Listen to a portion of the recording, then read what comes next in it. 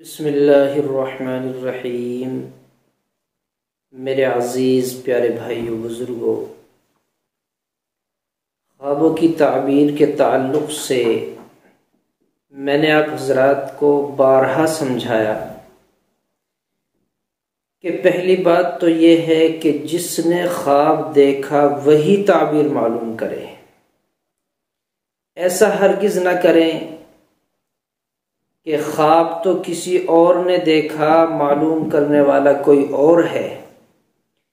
اب اس سے خواب کی تحقیق کیسے کی جائے کہ تو نے خواب میں کیا کیا دیکھا، کیسے دیکھا،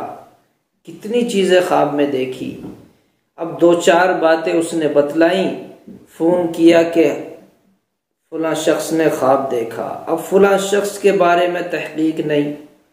وہ نمازی ہے یا غیر نمازی ہے، وہ دیندار ہے یا نہیں ہے، وہ کام کاج کیا ہے، اس کا مشغلہ کیا ہے، اس کی عمر کتنی ہے، وہ مرد ہے، عورت ہے، جوان ہے، بوڑھا ہے۔ تو میرے عزیزو، خواب کی تعبیر کھیل نہیں ہے۔ خواب کی تعبیر انسان کے اعمال، کردار، اخلاق، عمر اور موسم کے اعتبار سے دی جاتی ہے۔ خواب دیکھنے والے کو پرکھا جاتا ہے، خواب میں اس نے کیا دیکھا یہ دوسری بات ہے، پہلے خواب دیکھنے والے کو دیکھا جاتا ہے کہ وہ کون ہے، پھر اس کا خواب اس کے اعتبار سے تعبیر شدہ ہوتا ہے۔ بہرکیف یہ بات میرے ذہن میں آ گئی تھی، تو اس لیے کوشش یہ کی جائے کہ خواب دیکھنے والا ہی خواب کی تعبیر معلوم کرے۔ آج کا خواب یہ ہے، کئی بھائیوں نے مجھ سے بارہا عرض کیا کہ خواب میں دریا میں نہاتے ہوئے دیکھا، غسل کرتے ہوئے دیکھا۔ تو خواب میں نہانا، غسل کرنا، اس کی تعبیریں مختلف ہیں۔ اگر کوئی شخص دیکھتا ہے خواب میں اپنے آپ کو غسل کرتے ہوئے، تو علامہ ابن سیرین رحمۃ اللہ علیہ اس کے بارے میں یہ عرض کرتے ہیں کہ اگر کسی شخص نے دیکھا کہ وہ دریا میں غسل کرتا ہے، چلتے ہوئے پانی میں دریا میں نہاتا ہے، دریا میں غسل کرتا ہے،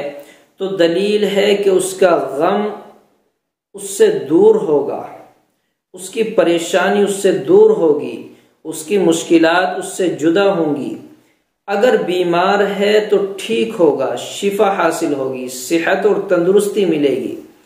اور اگر قرض دار ہے تو اللہ غیب سے اس کے قرض کے انتظامات فرمائیں گے، قرض سے نجات حاصل ہوگی، اس کا قرضہ ادا ہو چکا ہوگا، قرضے کی ادائیگی کے اسباب اللہ تبارک و تعالی مہیا فرمائیں گے اور قرضے سے سرخ رو ہو جائے گا، سبک دوش ہو جائے گا۔ اور اگر خوف کسی چیز کا اس کو ہے، دشمن کا خوف ہے یا کسی موذی جانور کا خوف ہے یا اپنے ہی اندر اس کو کسی بات کا خوف ہے، اپنے آپ کو خود خوف میں مبتلا پاتا ہے، اب چاہے وہ خوف کسی بھی شکل میں ہو، کسی بھی چیز کا خوف ہو، جادو جنات کا خوف ہو، حسد کا خوف ہو، حسرت کی نظر کا خوف ہو، یا کسی بھی طرح کے شریر لوگوں سے اس کو خطرہ ہو، تو اللہ اس کو خوف سے نجات دلائے گا،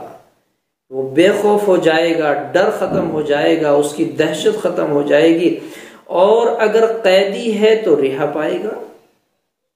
کسی مسئلے میں جیل چلا گیا،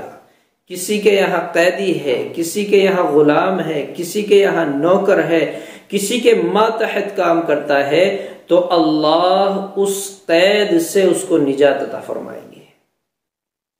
یہ کس چیز کی دلیل چل رہی ہے؟ تعبیر، یہ تعبیر ہے دریا میں نہانے کی، دریا میں غسل کرنے کی تعبیر ہے۔ تو قیدی کو بھی رہا مل جائے گی، قرض دار کا قرض ادا ہو جائے گا، یہ خلاصی پائے گا۔ اور اس کے علاوہ تھوڑی سی بات یہ ہے کہ اگر وہ تھوڑے سے پانی سے غسل کرتا ہے اور منہ ہاتھ دھوتا ہے، منہ ہاتھ پر پھیر لیا، پانی زیادہ نہیں ہے، تھوڑا پانی ہے، تو اس کی دلیل یہ ہے کہ اس کو خیر اور منفعت حاصل ہوگی، اس کو خیر حاصل ہوگی، اس کو اللہ تبارک و تعالی برکت عطا فرمائے گا۔ اور اگر دیکھے کہ ہاتھ کو پانی میں تھوڑا سا بھگویا، زیادہ پانی اس کو نہ میسر ہو سکا، تو دلیل یہ ہے کہ اگر وہ دوست بنائے ہوئے ہے، اس کے دوست ہیں، اس کے کچھ خاص احباب ہیں، تو ان کی اس سے جدائیگی ہونے کی دلیل ہے، ان سے جدا ہوگا اگر تھوڑے پانی سے ہاتھ دھوئے۔ تو یہ تھوڑا سا خواب یہاں سے جدا ہو گیا، یہ خواب تھوڑا سا انسان کی مزاج کے خلاف ہو گیا۔ اور اگر دیکھے کہ اس نے غسل جنابت کیا ہے، دریا میں جو تعبیر بتائی ہے، پہلے جو اس نے غسل کیا اور غسل جنابت نہیں تھا، تو یہ اتنے سارے نفع تھے اس کے ساتھ۔ اور اگر دلیل اس نے دیکھا کہ غسل جنابت کیا ہے، تو اس کے بارے میں بھی بہت اہم بات حضرت جابر مغربی رحمۃ اللہ علیہ بیان فرماتے ہیں۔ حضرت جابر مغربی رحمۃ اللہ علیہ فرماتے ہیں کہ اگر کوئی بندہ غسل جنابت کرتا ہے خواب میں، تو اس بات کی دلیل ہے کہ وہ گناہوں سے توبہ کرے گا، گناہوں سے معافی تلافی کرے گا، کسی کے ساتھ برا سلوک کیا ہے تو اچھائی کا معاملہ اس کے ساتھ پیش کرے گا، اور جو زیادتیاں کی ہیں، جو ظلم کیے ہیں، تو ان ظلموں سے، زیادتیوں سے باز آ جائے گا۔ اس کی بہترین تعبیر ہے، اگر اس نے گناہ کیے ہیں تو اللہ کے حضور میں توبہ استغفار کرے گا، معافی مانگے گا، کسی کے ساتھ زیادتیاں کی ہیں، ظلم کیے ہیں، یا کسی کے ساتھ گناہ کیا ہے تو اس گناہ سے باز رہے گا۔ تو یہ غسل جنابت کی تعبیر ہے، یعنی کہ غسل جنابت، بیوی کے ساتھ ملاقات کرنا، صحبت کرنا، غسل جنابت کہا جاتا ہے۔ تو اب وہ ناپاک ہو گیا،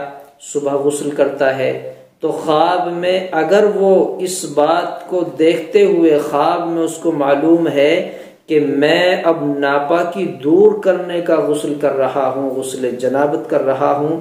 تو پھر اس کے لیے اللہ کی طرف سے نجات کے پروانے ہیں، نیکیوں کے اعلان ہے، گناہوں سے بچنے کا اعلان ہے۔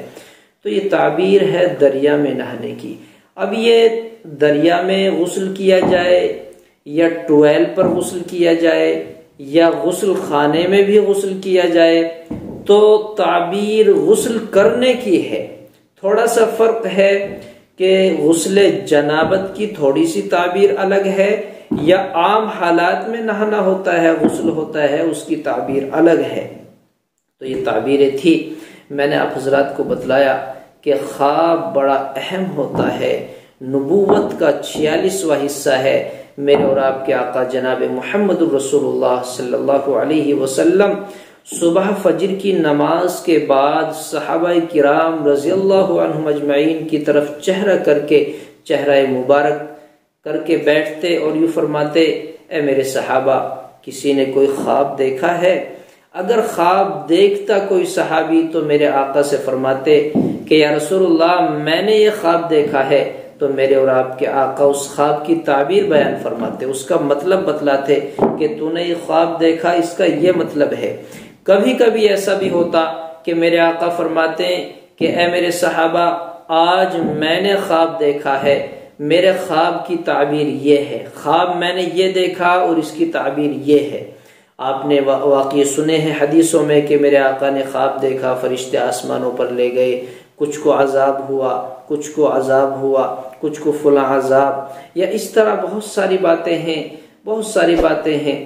تو خوابوں کی تعبیر کا ایک ذکر کرنا، خوابوں کا علم رکھنا، یہ بڑی اہمیت کا حامل ہے۔ اللہ تبارک و تعالی مجھے بھی، آپ کو بھی ان خوابوں کی حقیقت سمجھنے کی، ان خوابوں پر عمل کرنے کی توفیق عطا فرمائے۔ بعض میرے بھائی انکار کر دیتے ہیں کہ یہ تو خیالات ہیں، یہ تو خواب دیکھا اور آنکھیں کھل گئیں، ختم ہو گیا، ان کا کوئی مطلب نہیں ہوتا، یہ تو سپنے ہیں، ان کا کوئی مطلب نہیں ہے۔ تو میں ان بھائیوں تک بھی یہ بات پہنچا دینا ضروری سمجھتا ہوں کہ یہ مطلب خیالات نہیں ہے، خواب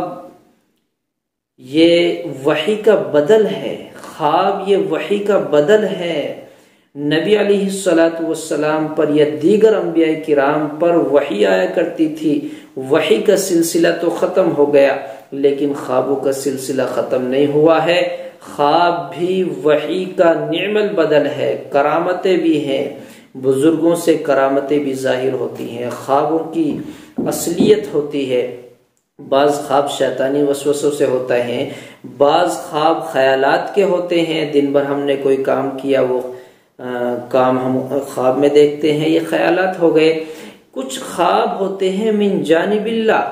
ان خوابوں کا مطلب ہوتا ہے، ان خوابوں کی حقیقت ہوتی ہے، اور پھر ان خوابوں کو صحیح انداز میں ڈھال کر ان کی تحقیق کر کے تعبیر دینے والا سچا آدمی اگر ہے تو پھر اسی کے مطابق اس خواب کا رزلٹ نظر آتا ہے، اس کا مطلب نظر آتا ہے۔ اس لیے میرے عزیزو، خوابوں کی سچائی کو سمجھو اور پھر اس پر عمل کرنے کی کوشش کرو۔ اللہ مجھے بھی آپ کو بھی عمل کی سمجھ کی توفیق عطا فرمائے۔